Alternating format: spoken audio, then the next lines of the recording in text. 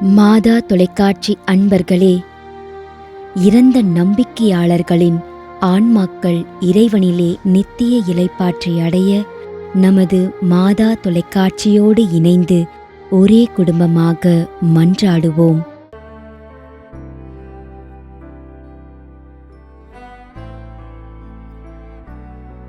ஏ. அந்தோணி முத்து 7ஆம் ஆண்டு நினைவஞ்சலி.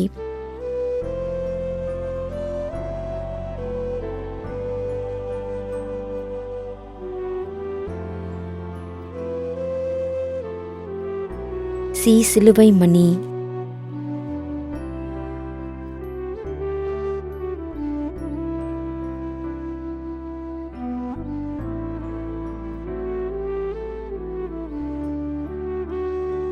B.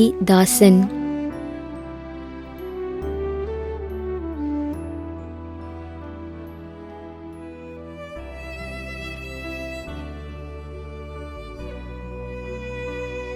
Philip Antony பிள்ளை, கனடா.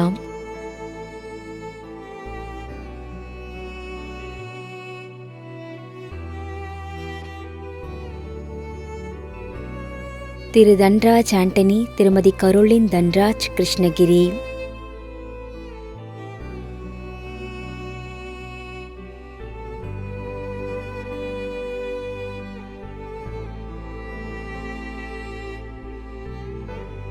அலெக்ஸ் 6ஆம் ஆண்டு நினைவஞ்சலி, மார்கரெட்.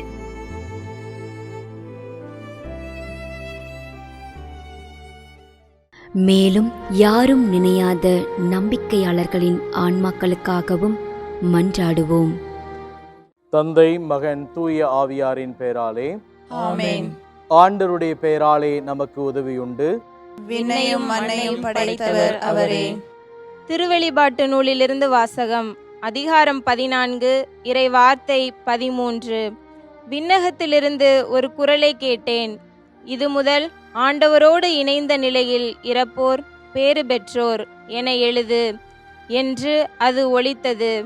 அதற்கு தூய ஆவியார், ஆம், அவர்கள் தங்கள் உழைப்பிலிருந்து ஓய்வு பெறுவார்கள், ஏனெனில் அவர்களின் செயல்கள் அவர்களை பின்தொடரும் என்று கூறினார். ஆண்டவரின் அருள்வாக்கு. இறைவனுக்கு நன்றி.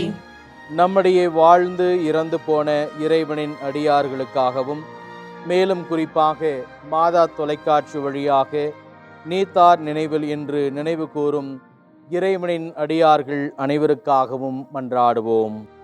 விண்ணுலகில் இருக்கின்ற எங்கள் தந்தையே, உமது பெயர் தூயது என போற்ற பெறுக. உமது ஆட்சி வருக.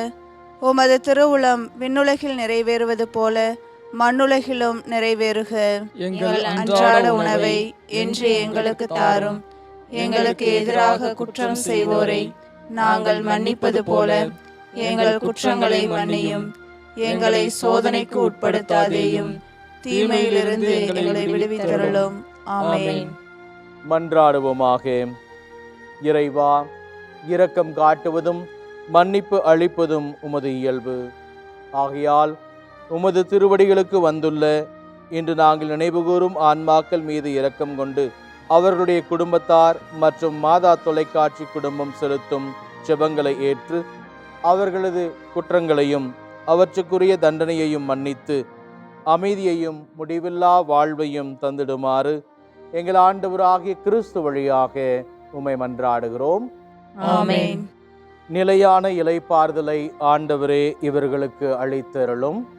முடிவில்லாத ஒளி இவர்கள் மேல் ஒளிர்வதாக. இறந்த நம்பிக்கையாளர்களின் ஆன்மாக்கள் இறைவனின் இரக்கத்தினால் அமைதியில் இளைப்பாறுவனவாக. ஆமென்.